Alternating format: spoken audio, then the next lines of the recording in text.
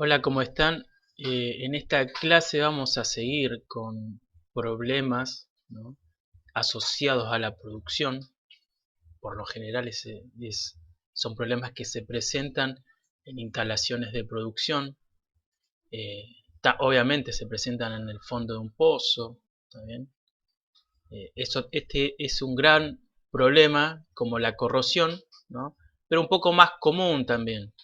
Estamos hablando de las incrustaciones. Básicamente son acumulaciones de sedimentos, ¿está bien?, que se solidifican, obviamente, se van acumulando. Eh, eh, Siempre son sedimentos o minerales asociados al agua, ¿está bien?, donde el agua, al cambiar de parámetros, ¿no?, presiones, temperatura, saturación, ¿no?, intercambio con otro tipo de agua, con otra salinidad, todo eso representa la precipitación de todos los minerales, ¿no?, que se encuentran presentes en el agua. Dependiendo obviamente de dónde esté ese agua, va a taponar, como vemos acá, una instalación de producción, puede taponar la parte de la boca del pozo, las bombas, no sé. Puede ser que haya incrustaciones por precipitaciones dentro del reservorio, ¿está bien?, al cual se le han cambiado los parámetros, lo cual implica, ¿no?, la disminución de la permeabilidad, de la porosidad, ¿está bien? Pero siempre es asociado al agua, a la producción de agua. En cualquier pozo de gas o petróleo que produzca agua, va a tener problemas de incrustaciones. Ni hablar en recuperación secundaria, ni hablar en pozos inyectores, ¿no?, donde se inyecta agua para poder barrer petróleo y recuperarlo por otro pozo, digamos. Por eso es tan importante el tratamiento de esas aguas. Obviamente hay soluciones, ¿no?, por lo general siempre depende de la composición de esos minerales. Hay soluciones químicas, hay soluciones mecánicas, ¿no? Imagínense que si los sedimentos que se solidifican y obstruyen una instalación de producción fuera como el carbonato de calcio, algo muy común, ¿no?, como vimos antes, es muy común en el agua de formación, por su alta salinidad y por su composición mineralógica. Esa incrustación se puede eliminar con ácidos, ¿no? Es lo mismo o es parecido a la estimulación ácida, porque esas incrustaciones se puede dar en las cercanías del pozo, ¿no?, produciendo un daño, y ahí ya estaríamos hablando de estimulación ácida. ¿Está bien? Que es lo mismo, y que, o sea, es una de las formas de eliminar este tipo de problemas que está asociado a la producción de agua. Obviamente hay incrustaciones que no tienen nada que ver o no les hace nada el ácido. En ese caso entra en juego las remociones, la eliminación mecánica, ¿no? Se hace un análisis, ahora vamos a ver, un análisis un poco más profundo, digamos, porque puede ser que sea carbonato de calcio y se pueda eliminar con algún ácido, pero a la vez hay que entender que estas incrustaciones eh, en una cañería de producción, por encima tienen una capa de petróleo, ¿está bien?, el cual es muy difícil de remover con algún ácido, digamos. Se transforma en una capa protectora, digamos. Entonces se tiene que hacer un análisis, obviamente, para poder determinar cuál es el método más óptimo y poder eliminar este tipo de problemas, digamos. El origen de estas incrustaciones, ya lo dijimos, digamos, es el agua, es el contenido mineral que tiene el agua en cualquier producción de cualquier hidrocarburo en el cual haya agua de formación, va a tener problemas de incrustaciones. ¿Está bien? Esta agua viene con minerales los cuales dependen de la solubilidad en el agua para que precipiten y solidifiquen o no, digamos. ¿Está bien? La solubilidad, seguramente lo saben, pero es la capacidad que tiene, en este caso el agua, de transportar esos minerales. Esa solubilidad cambia de acuerdo a los parámetros. A mayor temperatura, por ejemplo, los minerales son más solubles. Si quieren, llévenlo al ejemplo de un té caliente. A medida que le vas echando azúcar, ¿no? Y el té está muy caliente, soporta más azúcar en solución, digamos, no precipita, no se va al fondo. Si ese té está frío y empezás a echarle azúcar, vas a ver que se precipita, se va al fondo, en este caso el azúcar, digamos. Eso es la solubilidad, es la capacidad que tiene de disolver en solución, es en este caso el azúcar, que es en definitiva un mineral, digamos. Lo mismo pasa con el agua de producción. ¿Está bien? La solubilidad aumenta con la temperatura. En el caso del té más caliente, más azúcar va a soportar soluble en el té. ¿Está bien? A menor temperatura, menos azúcar va a soportar solublemente, digamos, en la solución. Y acá también juega un papel importante la presión. Estos dos parámetros que siempre están cambiando a medida que se va produciendo, ¿no? desde el reservorio hasta superficie, siempre van cambiando estos parámetros y por lo tanto van cambiando las solubilidades de estos minerales en el agua. ¿Está bien? Se saturan. ¿Qué quiere decir que se sature? Que ya no, el agua no soporta, digamos, o llegó al límite de solubilidad, digamos. Cuando se satura, cualquier mineral que se le integra al agua ya precipita. ¿Está bien? Pero es importante tener en cuenta, o tener en claro, mejor dicho, que la solubilidad, esa capacidad que tiene en este caso el agua, de tener minerales en solución, cambia con la presión y la temperatura. Por lo tanto, vamos a saber si tenemos incrustaciones o no, sabiendo o teniendo un análisis del agua, ¿no? Y sabiendo en qué momento y para qué parámetros va a empezar a precipitar, a irse al fondo estos minerales y empezar a formar, digamos, estas incrustaciones. Otros escenarios proclives, digamos, a la formación de incrustaciones son los cambios de pH del agua, ¿está bien? O el contacto con otro tipo de agua, un agua incompatible, ¿no? Al mezclar agua de formación con características de minerales contenidos en ese agua, con un agua en el cual tiene otros componentes minerales, ¿está bien? Se produce ahí una incompatibilidad. ¿Por qué? Porque esos minerales contenidos en los dos tipos de agua, ¿no? A la vez quizás son compatibles entre sí y empiezan a formar compuestos, ¿no? Empiezan a formar sólidos y a precipitar. Y eso es muy común, digamos. Por lo general, la formación de incrustaciones se da, como dijimos, en los cambios de diámetro de una tubería, es muy común en los punzados, ¿está bien?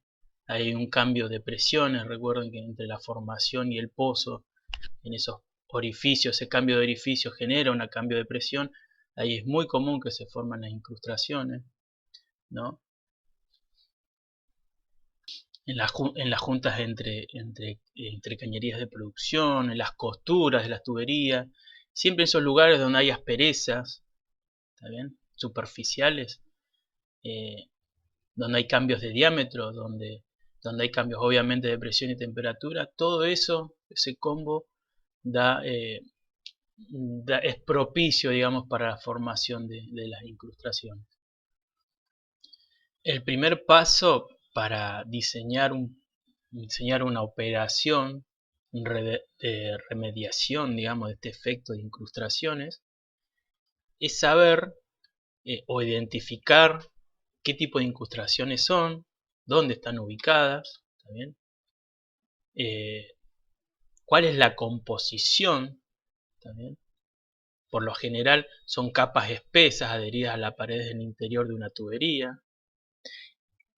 Eso lo que trae es una disminución, obviamente, de la producción, empieza a caer la presión, ¿no?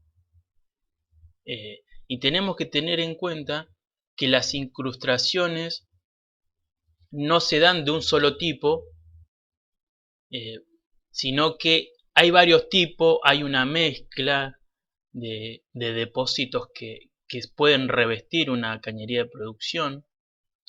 ¿Está bien? Puede ser un carbonato de calcio, como en este ejemplo se ve que la reducción de producción en esta cañería de producción, en algunos lados, obviamente como dijimos, en un cambio de diámetro se puede producir la incrustación, ¿está bien? Pero está compuesta de asfaltenos que es un componente del petróleo, que al mezclarlo con algunos minerales y a cambiarle los parámetros de presión y temperatura, forman como una capa, ¿no? Como una grasa sobre el revestimiento.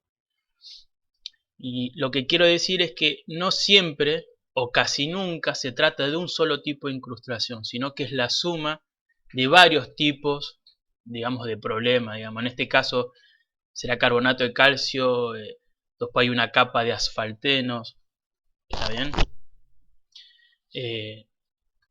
Entonces, no se lo ataca de la misma forma o no se le ataca con un solo método, digamos, ¿no? Por eso es importante hacer un análisis de la composición de, esa suma de problemas que tenemos en una tubería, ¿está bien? La que nos está produciendo una reducción en la producción, ¿no? Este es, digamos, uno de los grandes problemas que nos trae la depositación de estos minerales. Obviamente no tienen el mismo tamaño, ¿no? O no se dan del mismo tamaño en todos los lugares que son proclives a que haya una depositación de minerales y por lo tanto se formen incrustaciones. En la matriz, en el reservorio, en la parte del reservorio cercana al pozo, siempre las incrustaciones son mucho más chicas, por ejemplo. ¿Está bien? Acá es cuando definimos, ¿no?, el daño, lo que estuvimos viendo o se ve en reservorios. ¿Está bien? El daño cercano al pozo es debido a la depositación de este tipo de minerales, digamos.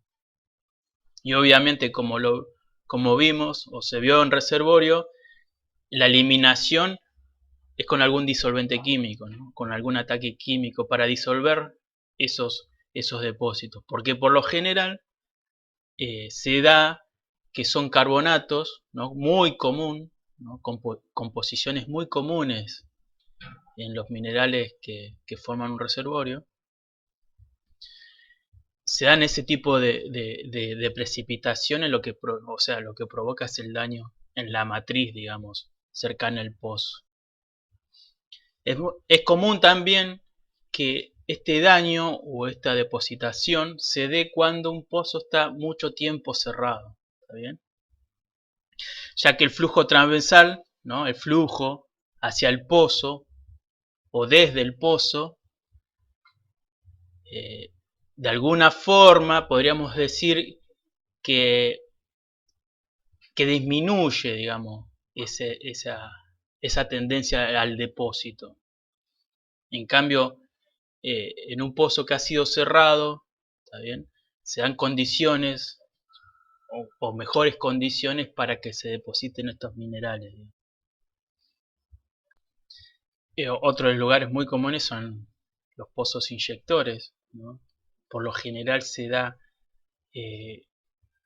este tipo de incrustaciones cuando el agua que va ingresando al pozo tiene otra temperatura, ¿no? Se activa la depositación de estos minerales por ese cambio de temperatura. ¿Está bien? Obviamente el agua que viene de superficie, ¿no? Cuando entra en contacto con el reservorio, el cual siempre tiene una temperatura mayor que la superficie, siempre. O sea, sabemos que a medida que vamos profundizando desde la superficie hacia el pozo, la temperatura va aumentando. Entonces ahí se da un encuentro entre agua que viene de superficie a una temperatura determinada, a una temperatura ambiente, y entra al pozo, ¿no? Y se encuentra con un reservorio a una temperatura mucho más elevada, ¿no? Lo que da origen a la depositación de minerales. Y eso hay que sumarle que el agua que viene de superficie también quizás no está bien tratada, quizás no tiene los aditivos apropiados. Entonces esa agua que viene de superficie en un pozo inyector se encuentra con agua de formación allá abajo en el reservorio, lo que genera obviamente otra vez la depositación de estos minerales. Se podría resumir la aparición de estas incrustaciones en cuatro situaciones que normalmente ocurren durante la producción de hidrocarburos. Una es la mezcla incompatible, ¿está bien? La mezcla incompatible me refiero a el encuentro entre agua de superficie y agua de formación en un pozo inyector, por ejemplo, ¿no? O agua de formación con el lodo de perforación, ¿no? Ahí hay un encuentro entre dos fluidos muy distintos, o durante una terminación, ¿está bien?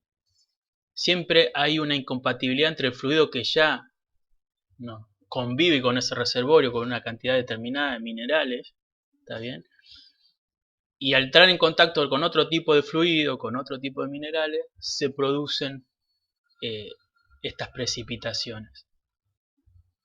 Los otros dos situaciones en las cuales se da la aparición de incrustaciones, que las podemos agrupar en una sola, que es la evaporación y la autosedimentación, ¿no? La autosedimentación es cuando hay un cambio de presión o de temperatura de ese fluido, lo que da lugar a las incrustaciones. Cuando hay un cambio, por ejemplo, los carbonatos se forman en un cambio de presión, ¿no? Y las salmueras, ¿no? Los cloruros de sodio, esas sales, se forman a partir de un cambio de temperatura.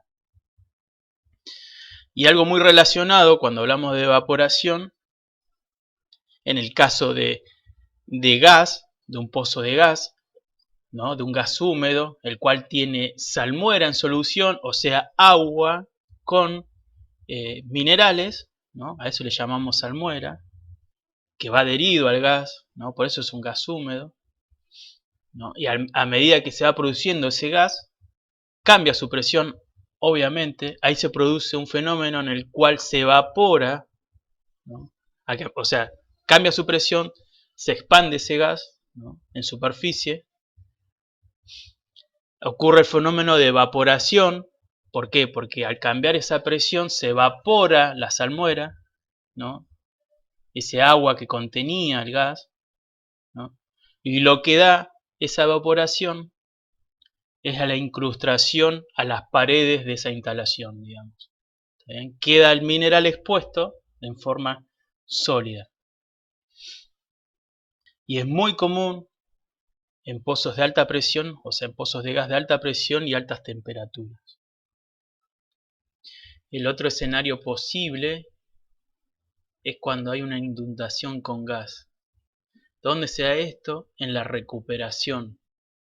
Se le llama, en algunos lugares se le llama recuperación terciaria. ¿Está bien? Recuperación secundaria es con agua, que barre el petróleo, y recuperación terciaria se usa un gas.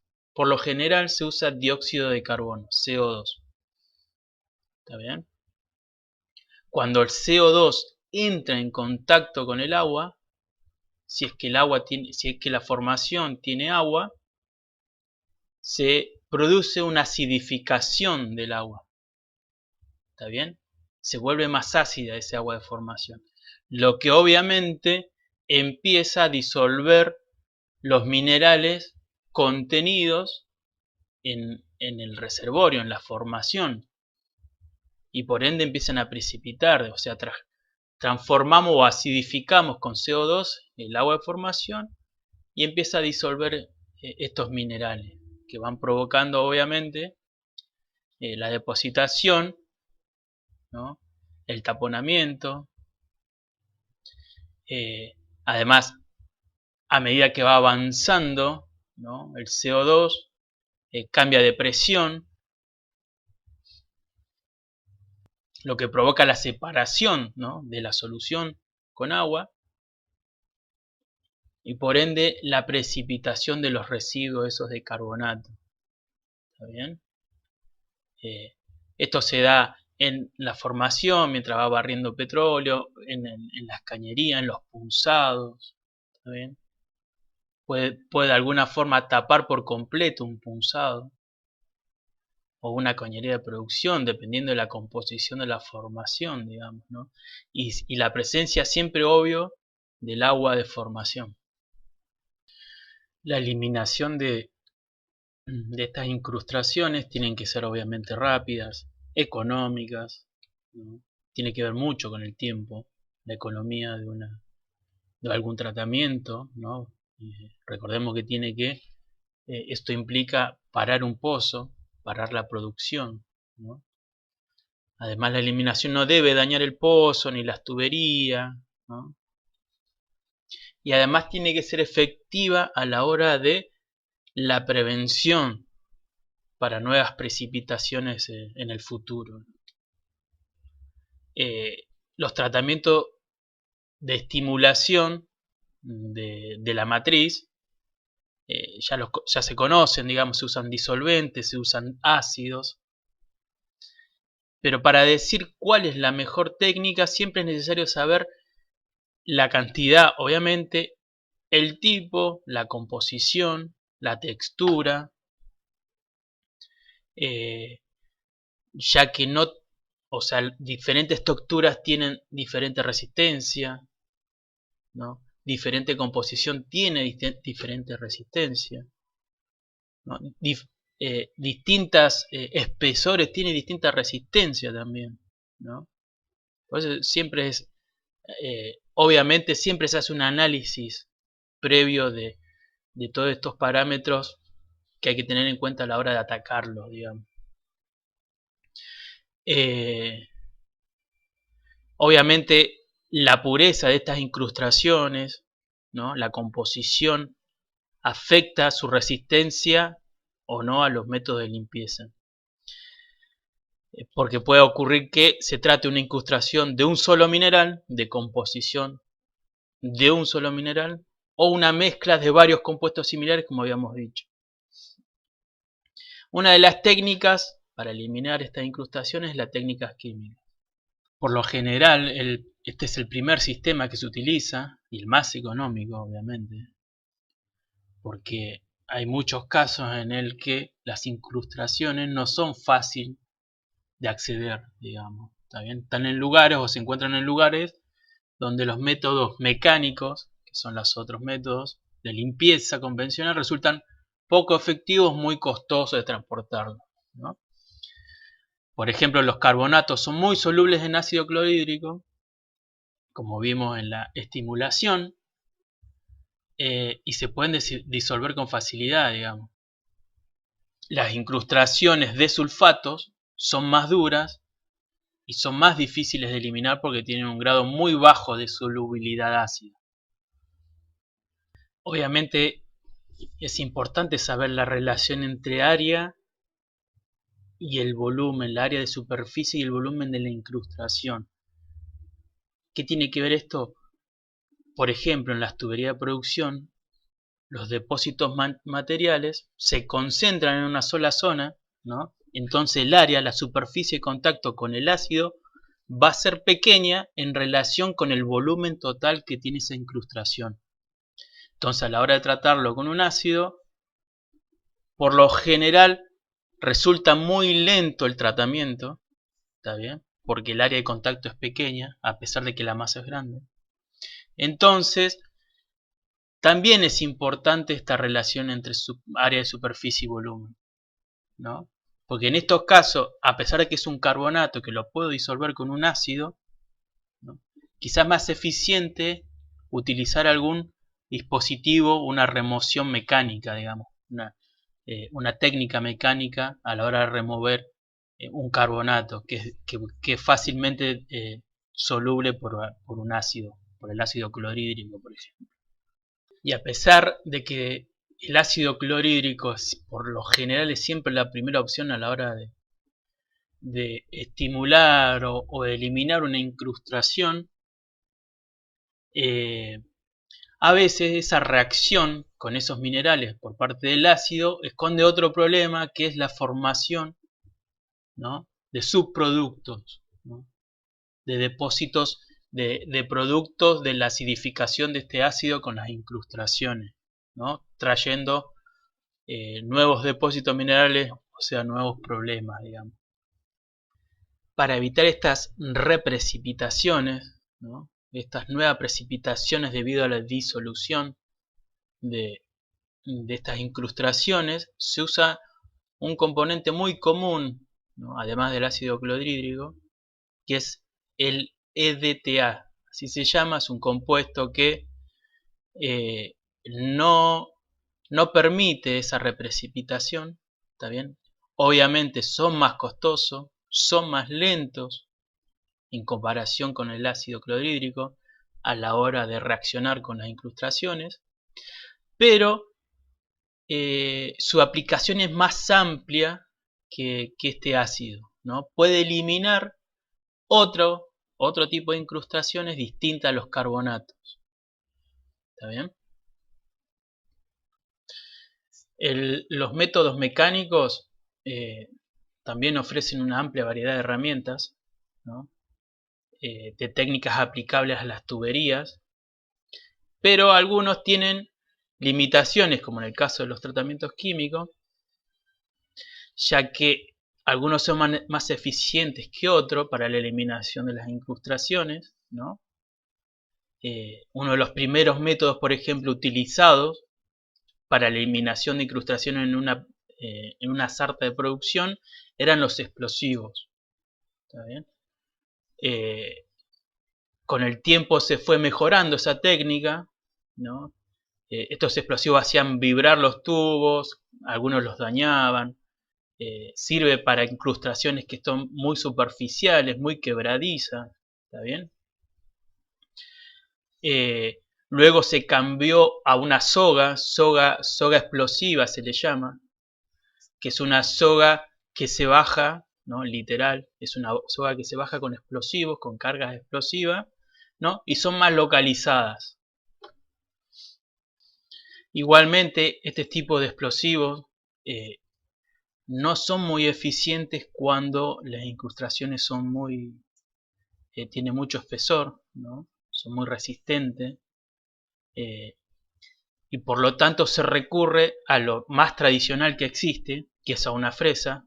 La fresa es un trépano, pero de menor diámetro, digamos, que va adaptado o tiene el diámetro de la tubería de producción, por ejemplo. Y lo que va haciendo básicamente es se baja con un equipo y se va fresando, se va triturándose esas incrustaciones, digamos.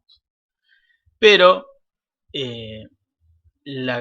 digamos, el problema de esta técnica es que en el caso de las incrustaciones se necesita eliminar completamente la incrustación, ¿está bien? Y se necesita siempre que el acero o la tubería no tenga imperfecciones, digamos. Cuando se utiliza una fresa no se la elimina por completo las incrustaciones, ¿no? Imagínense las incrustaciones que están en los acoples entre tuberías, ¿no? ahí es mucho más difícil, ¿está bien? Entonces todas las técnicas tienen su limitación, digamos. Pero la más utilizada en los métodos mecánicos por lo general es una fresa, es un trépano, ¿no? Que se va bajando y se va triturando las incrustaciones que se van formando en la capa o en la cara de la tubería, digamos. Dentro de los métodos mecánicos, bueno, este es un video de un pozo de agua, de un pozo de recuperación secundaria, ¿no? Un pozo inyector, donde se ven las incrustaciones y cómo se va disminuyendo el diámetro de la tubería a medida que va bajando. Decía que dentro de los métodos mecánicos está el método chorros de fluido se usan. Hay una herramienta que se va bajando, ¿no? El cual contiene orificios. Es parecida en su geometría a una herramienta de punzados, ¿no? Una herramienta que se baja, que tiene orificios alrededor de toda su circunferencia y se va inyectando desde superficie agua a presión. ¿Está bien? Esto elimina, ¿no? las incrustaciones, es muy eficiente también. Se pueden utilizar productos químicos para atacar todos esos depósitos o incrustaciones que son solubles, ¿no? Y entonces ocupa o usa esos dos recursos, ¿no? La eliminación mecánica por el golpe del chorro a presión más la solubilidad del agente químico que se le pone a estos chorros de agua para que eliminen esos productos, esas incrustaciones, digamos. Luego también se usa lechadas abrasivas, se llama. La herramienta es parecida, pero en este caso, en vez de solamente un agua con una composición química determinada, además se utilizan una especie de sólidos, ¿está bien? Que son abrasivos, ¿no? Se los inyecta a presión y van eliminando las incrustaciones. Estas son fotos de incrustaciones, ¿no? Esta es una herramienta que tiene los orificios a lo largo de toda su circunferencia. Va expulsando a presión, es la misma herramienta que chorros de fluido, pero en este caso se usan sólidos, ¿no? Pequeñas partículas que son bien abrasivas y van rompiendo y van eliminando, como se ve acá en la foto, todas las incrustaciones pegadas a las paredes de la tubería, digamos. A la hora de evitar estas incrustaciones, ¿no? Es costoso, o sea, todos estos métodos son costosos porque hay que parar un pozo, ¿no? El paro de un pozo es elevado, ¿no? Debido a esa parte de producción que se pierde, no es que se pierda, sino que se atrasa, digamos, y eso es un costo alto. Además del costo del tratamiento, ¿está bien?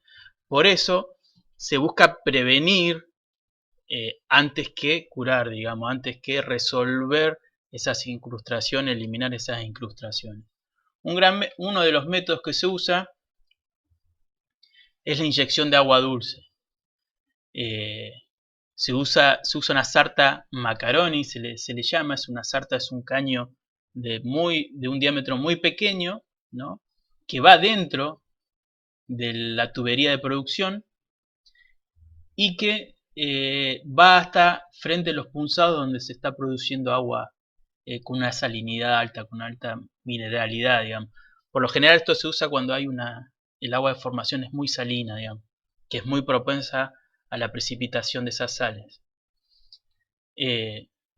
Entonces lo que se hace es llevar ese tubo, digamos, a frente a los pulsados y se inyecta agua dulce para cambiarle la salinidad al agua que está saliendo de la formación.